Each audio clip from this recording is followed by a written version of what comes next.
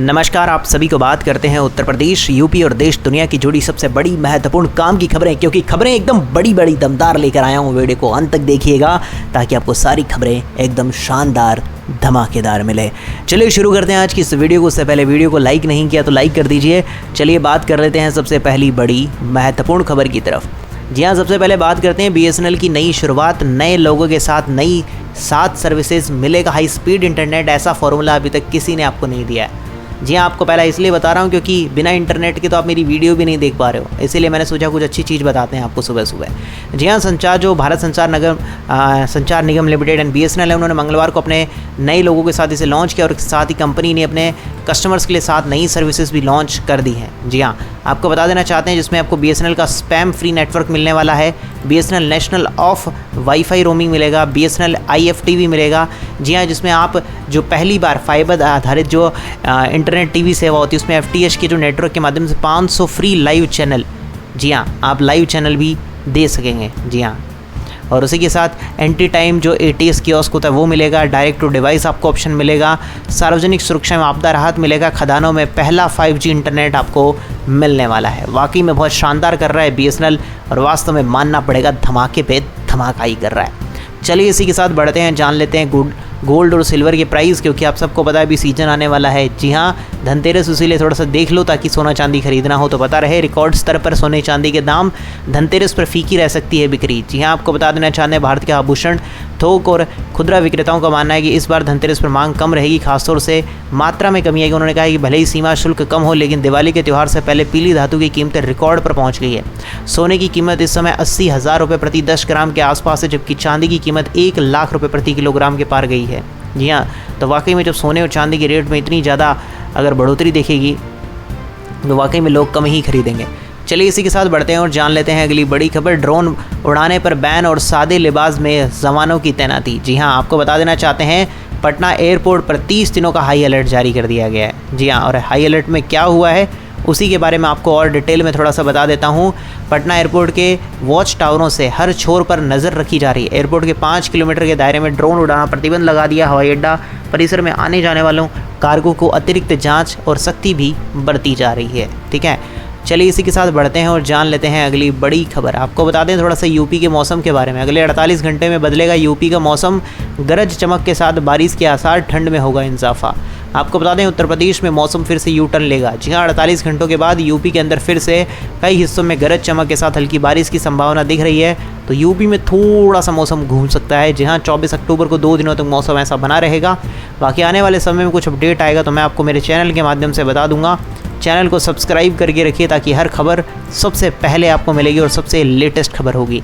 चलिए इसी के साथ बढ़ते हैं और जान लेते हैं अगली बड़ी खबर। जी हाँ, आपको बता देना चाहते हैं महंगाई के बीच में खोले प्याज रेस्टोरेंट हाउस, सरकार दे रही है 75% सब्सिडी। आपको बता देना चाहते हैं इस योजना का फ़ायदा बिहार के 23 जिलों को मिल सकता है, जिसमें ये जिले के नाम है, पोज करके पढ़ लो, भोजपुर, बक्सर, जहानाबाद, कैमूर, लखीसराय। ठीक है, यहाँ पे महंगाई के बीच में अगर आप खोलते हैं प्याज के जो स्टोरेज होते हैं, मतलब एक प्रकार से जहाँ स्टोर करते हैं, उन स्टोरेज हाउस में सरकार आपको 75% की सब्सिडी देने वाली है। ठीक है, चलिए इसी के साथ बढ़ लेते हैं अगली बड़ी खबर। राशन कार्ड अब तक सिर्फ 78% यूनिट का ही हो सका eKYC, इस तारीख तक आखिरी मौका। आपको बता दें अगर आप eKYC 31 दिसंबर से पहले नहीं करवाते हैं तो उसके बाद आपको राशन नहीं मिलेगा, यानी इस साल के अंत तक जो भी करना है कर लीजिए। लेकिन गाइस, मित्रों, सभी को मेरा आपसे एक रिक्वेस्ट, अपना eKYC करवा लीजिएगा, वरना राशन कार्ड से जो फ्री राशन मिलता है उससे हाथ धो बैठेंगे आप लोग। ठीक है, तो वो ना हो, इसीलिए बस पहले से आप eKYC करवा लो। ठीक है, चलिए इसी के साथ बढ़ते हैं और आप बात कर लेते हैं अगली बड़ी खबर। जन्मदिन पर अमित शाह का बड़ा ऐलान, 6.5 करोड़ परिवारों को मिलेगा तोहफा। आपको बता दें केंद्रीय गृह एवं सहकारिता मंत्री अमित शाह ने मंगलवार को कहा उनके जन्मदिन पर करोड़ों परिवारों के लिए ऐलान किया। उन्होंने कहा कि ग्रामीण क्षेत्र के 6.5 करोड़ परिवारों को उनकी मेहनत का पूरा लाभ मिल रहा है। जी हाँ, ऐसा लग रहा है कि नहीं मिल रहा है। ऐसे परिवारों की ज़िंदगी बदलने के लिए उन्हें जल्द ही सहकारी क्षेत्र में शामिल किया जाएगा।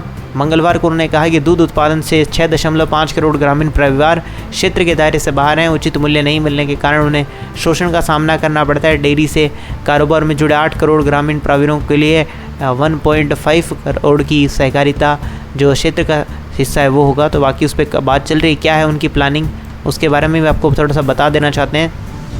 वो ग्रामीण परिवार को प्रतिदिन दूध का उत्पादन करते हैं। केवल 1.5 करोड़ कि सहकारी क्षेत्र से जुड़े हैं, इसका मतलब है बाकी के 6.5 करोड़ का अभी भी शोषण हो रहा है, तो उनको उचित मूल्य नहीं मिल रहा है, उन्हें कई बार तो दूध फेंकना पड़ता है। ऐसा ना हो तो उसके लिए वो कुछ प्लान करें, हर हाल में आदेश का पालन होगा, किसान मालिक हो तो।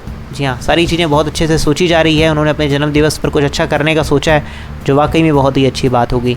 चलिए इसी के साथ बढ़ते हैं और जान लेते हैं अगली बड़ी खबर। एयरटेल और जियो की स्पीड में आई है गिरावट, रिपोर्ट में हुआ खुलासा। 2 साल पहले लॉन्च हुई थी सर्विसेज। आपको बता दें 2 साल पहले देश में 5G सर्विसेज लॉन्च हुई और इसका देश भर में काफ़ी तेज़ी से विस्तार हुआ। लेकिन आपको बता दें 5G नेटवर्क का पर्याप्त विस्तार तो कर दिया, लेकिन यूजर्स को पर्याप्त स्पीड ही नहीं मिल रही है।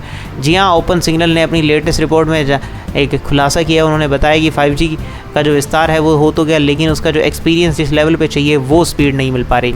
हालांकि सिर्फ 16% ही 5G यूज़र ऐसे जो 700 मेगाहर्ट्ज़ फ्रीक्वेंसी की बैंड का इस्तेमाल करते हैं, जो कि बड़ी कवरेज रेंज के साथ आता है, लेकिन इसमें स्पीड स्लो मिलती है।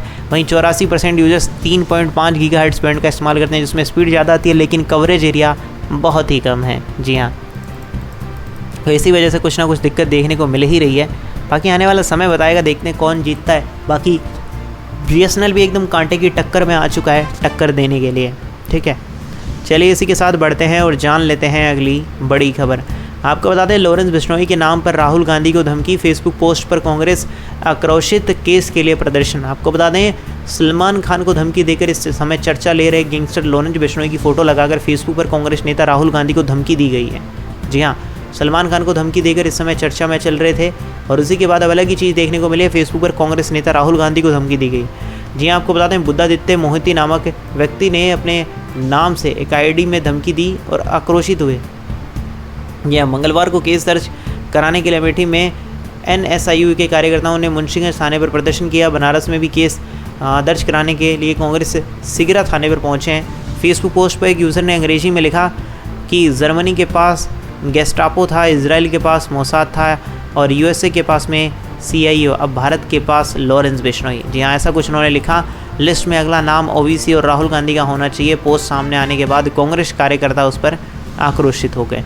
बाकी आपका इसके प्रति कुछ विचार या हो अपन का भाव तो कमेंट्स में बताइएगा। तब तक के लिए मैं बढ़ता हूँ अगली बड़ी खबर। जी हाँ, आपको बता देना चाहते हैं RSS चीफ मोहन भागवत से मिले CM योगी, तय समय से 2 गुना टाइम तक एकांत में संवाद। आपको बता दें मथुरा में राष्ट्रीय समन्वयक संघ के सरसंघचालक मोहन भागवत और UP के मुख्यमंत्री योगी आदित्यनाथ के बीच मंगलवार को देर शाम लगभग 1.5 घंटे तक एकांत चर्चा हुई और इस चर्चा का विषय अभी तक कुछ समझ नहीं आया, लेकिन हाँ, ये चर्चा कुछ अच्छे कामों के लिए की गई है, जो आने वाले समय में उसका परिणाम देखने को मिलेगा। चलिए इसी के साथ बात कर लेते हैं अगली बड़ी खबर। त्योहारी सीजन में ट्रेनें कैंसिल, 16 घंटे तक लेट, रोडवेज बसों में सीटें भी फुल। आपको बता दें ट्रेनों के लेट होने की वजह से लंबी दूरी तक की जो सफ़र करने वाली यात्राएं हैं वो मुश्किल हो गई है। UP के लखनऊ, बरेली, प्रयागराज, गोरखपुर, आजमगढ़ सहित बिहार और दिल्ली NCR राज्यों से सफ़र कर रहे हैं यात्रियों के लिए काफ़ी परेशानी देखने को मिल रही है। काफ़ी समय भी ख़राब हो रहा है और ट्रेनें सीटें भी नहीं मिल पा रही है। जी हाँ, चलिए इसी के साथ बढ़ते हैं और जान लेते हैं अगली बड़ी खबर। 5 साल में पहली बार कज़ान में होगी PM मोदी और शी जिनपिंग के बीच द्विपक्षीय बैठक, ME ने की पुष्टि। आपको बता दें समाचार एजेंसी ANI ने, जी हाँ, ANI ने मिस्री के हवाले से इसकी पुष्टि की है। ANI से मिस्री ने कहा कि मैं कह सकता हूँ कि कल ब्रिक्स शिखर सम्मेलन के दौरान प्रधानमंत्री मोदी और चीन राष्ट्रपति शी जिनपिंग के बीच द्विपक्षीय बैठक होने वाली है। जी हाँ, दोनों नेताओं के बीच में सीमा विवाद के बाद ये पहली बार मीटिंग होने वाली है। जी हाँ, ऐसा कुछ उन्होंने बताया। बाकी एक बार पोस्ट करके पढ़ना चाहो, कुछ डिटेल समझना चाहते हो इसके बारे में, तो वो आप पढ़ के समझ सकते हो। तब तक के लिए मैं बढ़ता हूँ आगे और जान लेते हैं अगली बड़ी महत्वपूर्ण खबर।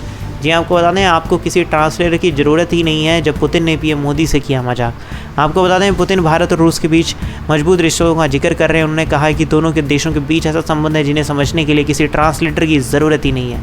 जी हाँ, ऐसा उनका कुछ ये मजाक था, लेकिन वाकई में बहुत शानदार लगा और इस चीज़ पर PM मोदी भी ज़ोर ज़ोर से हंसने लगे थे। दरअसल पुतिन भारत और रूस के बीच में जो रिश्ते हैं उसको जिक्र कर रहे थे। उन्होंने कहा कि दोनों देशों के बीच ऐसा संबंध है जिन्हें समझने के लिए किसी ट्रांसलेटर की ज़रूरत नहीं है। पुतिन ने हल्के फुल्के अंदाज में कहा, आपको मेरे शब्द समझने के लिए ट्रांसलेटर की ज़रूरत नहीं पड़ेगी। हमारे बीच ऐसे संबंध है कि मुझे लगा कि आपको किसी अनुवाद या ट्रांसलेटर की ज़रूरत है, बट लग नहीं रहा कि इसकी ज़रूरत पड़ने वाली है।